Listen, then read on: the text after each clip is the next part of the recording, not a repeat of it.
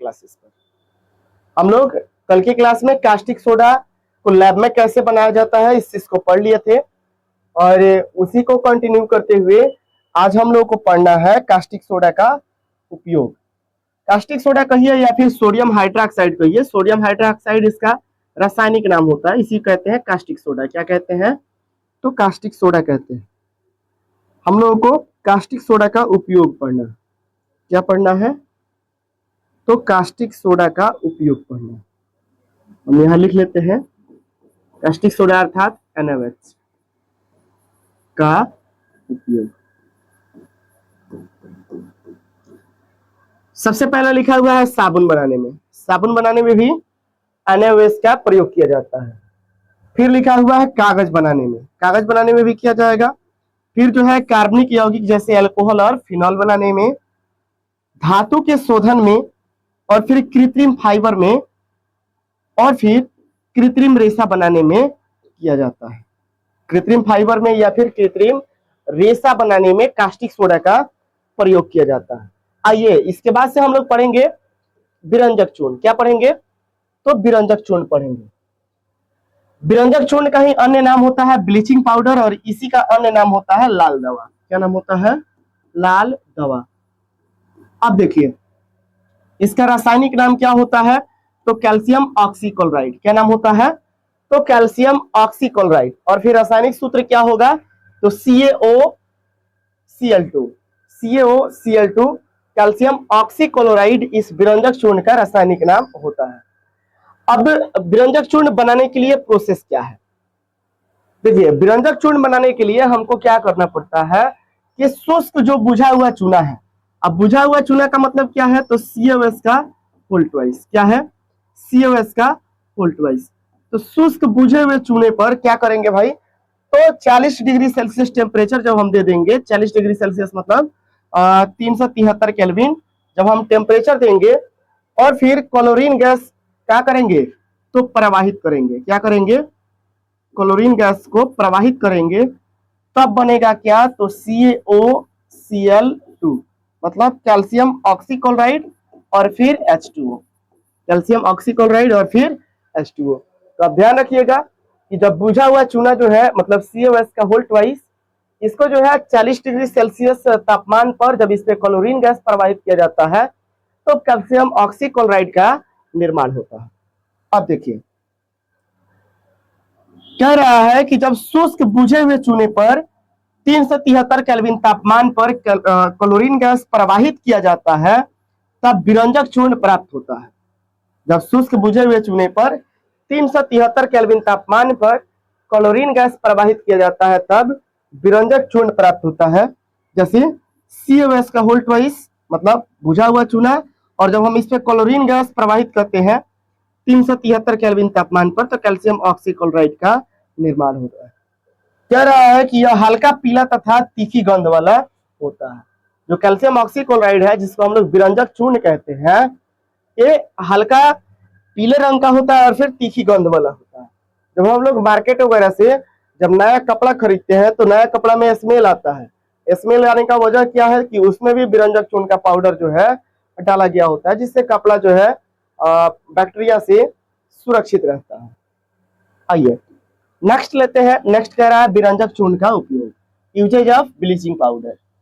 Bleaching powder का उपयोग, तो ब्लीचिंग पाउडर का उपयोग जो है पहले जब हम लोग कुआं का पानी पीते थे, हम लोग तो नहीं लेकिन हम लोग का एक जनरेशन पीछे तब लोग जो है कुआं का पानी पीते थे, तो कुएं के पानी को जो है स्वच्छ रखने के लिए उसमें जो बेकार बैक्टीरिया उसको नष्ट करने के लिए ब्लीचिंग पाउडर का उपयोग किया जाता था। तो यहाँ लिखा हुआ है कि जल के शुद्धिकरण में, किसके शुद्धिकरण में? जल जो है यहाँ लिखा है, देखिए इधर होना चाहिए, जल के शुद्धिकरण में। इसके शुद्धिकरण में, तो जल के शुद्धिकरण में।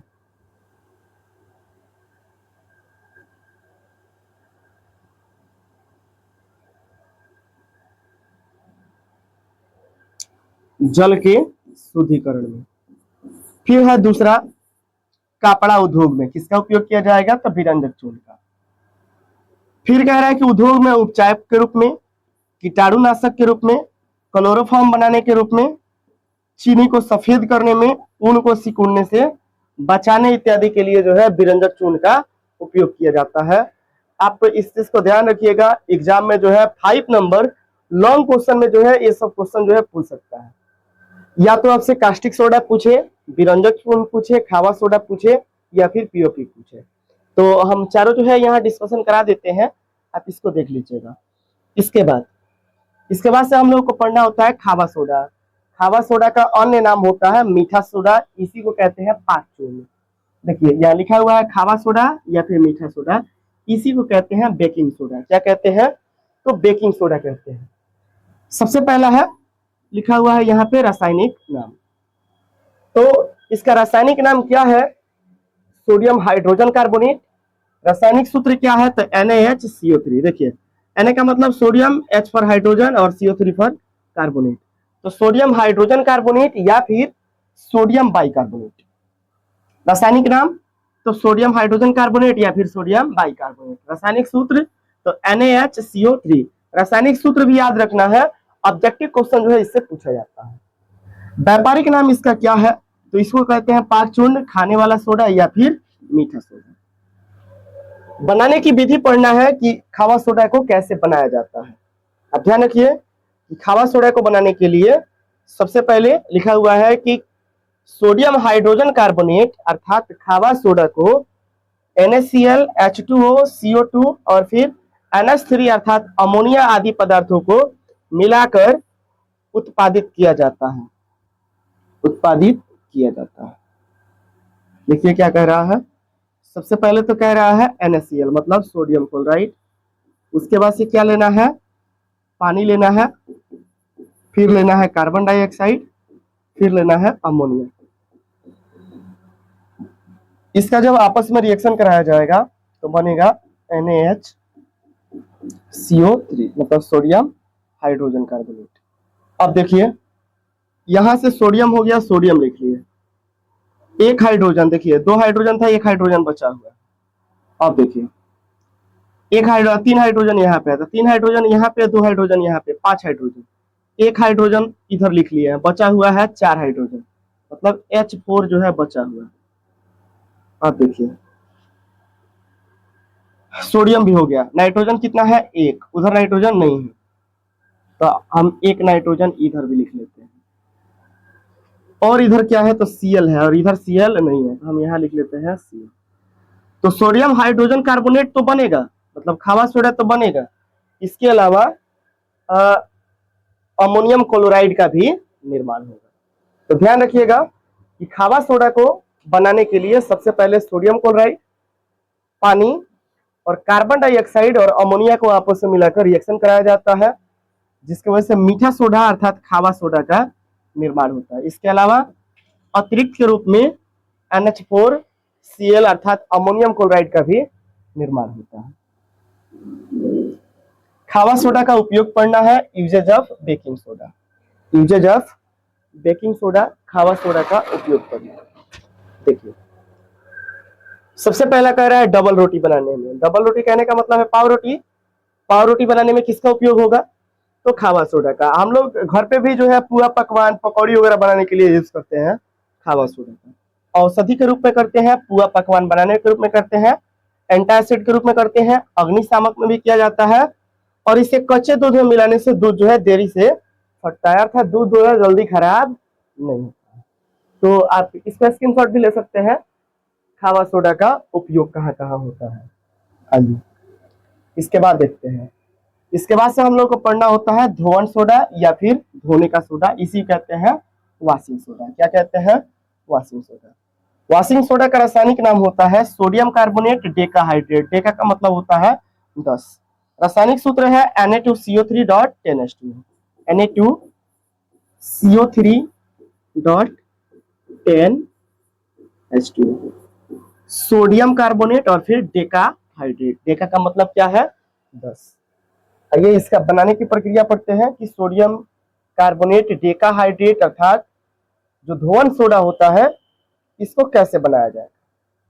बनाने की विधि है कि बेकिंग सोडा को गर्म करके सोडियम कार्बोनेट प्राप्त कर लिया जाता है। बेकिंग सोडा को गर्म करके क्या प्राप्त कर लिया जाता है? तो सोडियम कार्बोनेट प्राप्त कर लिया जाता है। पुनः पुनः सोडियम कार्बोनेट को क्रिस्टलीकरण करने से धोवन सोडा प्राप्त होता है। देखिए, जो बेकिंग सोडा है, बेकिंग सोडा मतलब खावा सोडा, तो खावा सोडा बनाने के लिए सबसे पहले क्या करते हैं, अभी हम लोग कुछ देर पहले पढ़े थे कि सोडियम क्लोराइड मिलाएंगे, पानी मिलाएंगे, कार्बन डाइऑक्साइड और फिर अमोनिया, इसको मिलाने से बन जाएगा यहाँ पे खावा सोडा NaHCO3। अब देखिए, बेकिंग सोडा को क्या करना है, तो गर्म करना है। तो बेकिंग सोडा को अर्थात खावा सोडा को जब हम गर्म किए, हीट किए, तब हमको मिल गया Na2CO3 मतलब सोडियम कार्बोनेट। क्या मिल गया है, सोडियम कार्बोनेट मिल गया। अब क्या किया गया है कि सोडियम कार्बोनेट को जो है जल के 10 अणु के साथ रिएक्शन करा दिया गया है, जिसके वजह से Na2CO3 तो पहले से था जो यहाँ लिखा हुआ है, इसके अलावा यहाँ 10 बार 10 जो है जल का अणु भी बन जाता है, अर्थात हमको क्या प्राप्त हो जाता है, तो धोवन सोडा अर्थात Na2CO3 डॉट 10H2O प्राप्त हो जाता है। सोडियम कार्बोनेट डेकाहाइड्रेट प्राप्त हो जाता है। अब ध्यान दीजिए, सबसे पहले क्या करेंगे धोवन सोडा बनाने के लिए कि खावा सोडा का निर्माण करेंगे। खावा सोडा का निर्माण कैसे होता है, तो NaCl मिलाएंगे, उसके अलावा जल मिलाएंगे, कार्बन डाइऑक्साइड मिलाएंगे और फिर अमोनिया मिलाएंगे।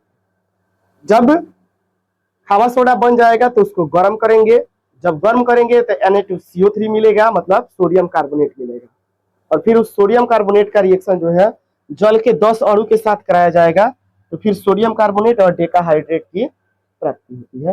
ये वाला जो है स्टेप आप ध्यान रखिएगा, एग्जाम में बहुत बार लॉन्ग क्वेश्चन में पूछा जाता है। इसके बाद से हम लोग को पढ़ना है धोवन सोडा का उपयोग। क्या पढ़ना है, usage of washing soda. Usage of washing soda, तो धोवन सोडा का उपयोग कहाँ होता है, इसको हम देखते हैं। सबसे पहला लिखा हुआ है, इसका उपयोग कांच में होता है, मतलब कांच उद्योग में होता है। कहाँ होगा, कांच उद्योग में होगा।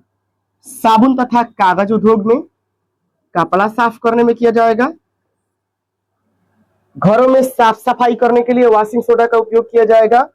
बोरेक्स अर्थात सुहागा बनाने में भी किसका उपयोग होगा, तो धोवन सोडा का उपयोग होगा। जल की कठोरता दूर करने में, जल की जो हार्डनेस है, हार्डनेस कहने का मतलब ये नहीं है कि वो हार्ड हो गया है, कैल्शियम और मैग्नीशियम का आयन होना हार्डनेस कहलाता है। तो जल की अस्थायी कठोरता को दूर करने में धोवन सोडा का उपयोग किया जाता है, और धातु के निष्कर्षण में इसका उपयोग किया जाता है। फिर पेट्रोलियम के शुद्धिकरण में या फिर शोधन में भी धोवन सोडा का उपयोग किया जाता है। इसके बाद से हम लोग को पढ़ना होता है कि रावा जल क्या होता है या फिर क्रिस्टलन का जल क्या होता है। इस चीज को ध्यान दीजिएगा, ऑब्जेक्टिव भी पूछता है, हम आपको समझाते हैं। जैसे यहाँ लिखा हुआ है Na2CO3.10H2O, क्या लिखा हुआ है, Na2CO3.10H2O मतलब सोडियम कार्बोनेट डेकाहाइड्रेट। तो इसमें जो है रावा जल की संख्या यहाँ है 10 बार H2O, यहाँ पे 10 बार H2O क्या है, रावा जल है, वही लिखा हुआ है। इस वाले फॉर्मूला में देखिए CuSO4.5H2O लिखा हुआ है।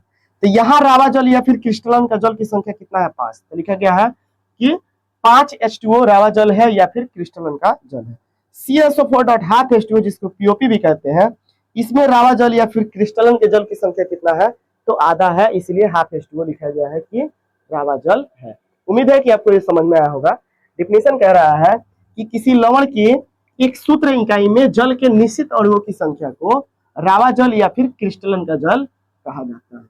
किसी लवण के एक सूत्र इकाई में जल के निश्चित अणु की संख्या को रावा जल कहते हैं या फिर क्रिस्टलन का जल कहते हैं। एग्जाम्पल से आपको क्लियर हो गया होगा कि यहाँ पे 10 वो H2O जो है रावा जल है या फिर क्रिस्टलन का जल है। इस वाला एग्जाम्पल में 5 है और इस वाला एग्जाम्पल में आधा है, 1/2। अब हम लोग को पढ़ना होता है पीओपी। पीओपी आप लोग जानते ही होंगे, प्लास्टर ऑफ पेरिस। पीओपी का फुल फॉर्म क्या होता है, तो plaster of Paris. Plaster of Paris का यूज कहाँ होता है भाई, पुट्टी मारने में, हाथ और टूट गया तो बैंडेज पट्टी करने में होता है, मूर्ति बनाने में होता है, दांत बनाने में होता है, बहुत सारा चीज है। लेकिन हम इसको बनाएंगे कैसे, सबसे पहला चीज कि आप पीओपी का रासायनिक नाम जान लीजिए, तो कैल्शियम सल्फेट और ऑर्थहाइड्रेट, कैल्शियम सल्फेट ऑर्थहाइड्रेट, या फिर ऑर्थहाइड्रेट ना कह के आप सेमी नहीं होगा, क्या होगा, सेमी हाइड्रेट भी कह सकते हैं। देखिए रासायनिक सूत्र होता है CSO4.1/2H2O, CSO4.1/2H2O। ध्यान रखिएगा, इसमें भी आधा है, इसीलिए डॉट डॉट करके भी इसका नाम लिखा हुआ है। पीओपी डॉट डॉट करके है ना, मतलब शॉर्टकट है, तो इसका भी शॉर्टकट है H2O, ऐसे याद रखिएगा। अब इसी में अगर 2H2O लिखा रहता है, 2H2O, तो ये बन जाता है जिप्सम। क्या बन जाता है? जिप्सम बन जाता है। बाकी सब चीज सेम रहता है जिप्सम में। CSO4 इसमें भी रहेगा, लेकिन इसमें 2H2O रहता है, और पीओपी में आधा जल रहता है। ध्यान रखिएगा। देखिए, पीओपी बनाने के लिए क्या करना होता है, कह रहा है कि जब जिप्सम को 100 से 120 डिग्री सेल्सियस ताप पर गर्म किया जाता है, जब जिप्सम को क्या किया जाएगा, तो 100 से लेके 120 डिग्री सेल्सियस टेम्परेचर पर जब गर्म हम कर देंगे, तब जो है पीओपी का निर्माण होता है। किसका निर्माण होता है? तो पीओपी का निर्माण होता है। जैसे CSO4.2H2O, अर्थात जिप्सम है, जब हम इसको 100 से 120 डिग्री टेम्परेचर देंगे तो बनेगा CSO4.1/2H2O, अर्थात पीओपी। क्या बनेगा? पीओपी बनेगा। अब देखिए, पीओपी का उपयोग पढ़ना है। क्या पढ़ना है? पीओपी का उपयोग। पीओपी का उपयोग क्या है? प्लास्टर ऑफ पेरिस का उपयोग क्या है? सबसे फर्स्ट लिखा है मूर्ति बनाने में। क्या बनाने में? मूर्ति बनाने में। मूर्ति बनाने में किसका यूज होगा भाई? तो पीओपी का। उसके बाद खिलौना बनाने में, सजावट के सामान बनाने में, दांतों का आकार देने में, दांत का स्ट्रक्चर भी दिया जाता है। फिर कह रहा है शल्य चिकित्सा में, जैसे हाथ टूट गया, पैर टूट गया, हड्डी अगर टूट गया तो बैंडेज करने में, क्योंकि हड्डी जो है अस्थिर है, उसके लिए क्या उपयोग किया जाता है? पीओपी यूज किया जाता है। दीवारों की सतह को चिकना बनाने में, अर्थात दीवारों को जो है पुताई करने के लिए पीओपी का उपयोग किया जाता है। फिर अग्निरोधक पदार्थ बनाने के लिए भी पीओपी का उपयोग होता है। आइए नेक्स्ट टॉपिक लेते हैं। क्या है? नोट लिखा गया है कि पीओपी जल से अभिक्रिया कर पुनः क्या बना लेता है? जिप्सम बना लेता है। तो पीओपी का रासायनिक सूत्र CSO4.1/2H2O। जब हम इसका रिएक्शन फिर से जल के साथ करा देंगे तो हमको क्या मिल जाएगा? जिप्सम मिल जाएगा। क्या मिल जाएगा? जिप्सम मिल जाएगा। पीओपी में जल मिल जाएगा तो क्या बन जाएगा? जिप्सम। क्या बनेगा? जिप्सम। कह रहा है कि जिप्सम मुख्यतः पेरिस मांटमात्रे नामक पर्वत पर पाया जाता है तथा यह पर्वत पेरिस में है। इस तथ्य के आधार पर कैल्शियम सल्फेट और हाइड्रेट को प्लास्टर ऑफ पेरिस अर्थात पीओपी नाम दिया गया है। फिर से समझ लीजिए, पेरिस में एक पर्वत है जिसका नाम है मांटमात्रे, और फिर पीओपी का खोज जो है सबसे पहले वहीं से हुआ था, इसीलिए इसका नाम पड़ गया है पीओपी, प्लास्टर ऑफ पेरिस। पर्वत कहाँ है? पेरिस में है, लंदन। इसके बाद क्या है? इसके बाद कुछ भी नहीं है। तो बाबू, ये आज का लास्ट लेक्चर था। हमको लगता है कि 6 लेक्चर जो है हो गया है अम्ल क्षार और लवण का। यदि आप वीडियो में नए हैं तो लेक्चर नंबर 1 से जाके आप अपना नोट्स जो है कंप्लीट कर सकते हैं, और अपना नोट्स भी बना सकते हैं और अच्छा से तैयारी भी कर सकते हैं। आप क्लास 10th को ध्यान रखिए, अच्छी बात है, लेकिन ये सारा चीज जो है जनरल कॉम्पिटिटिव में भी पूछा जाता है, जनरल कंपटीशन में भी पूछा जाता है। अगर आप यहाँ से भी ठीक से पढ़े तो आपका काम चल जाएगा। मिलते हैं फिर कोई नया चैप्टर लेके। आप लोग ऐसे ही कंटिन्यू जुड़े रहिए और फिर अपनी तैयारी करते रहिए। बाय।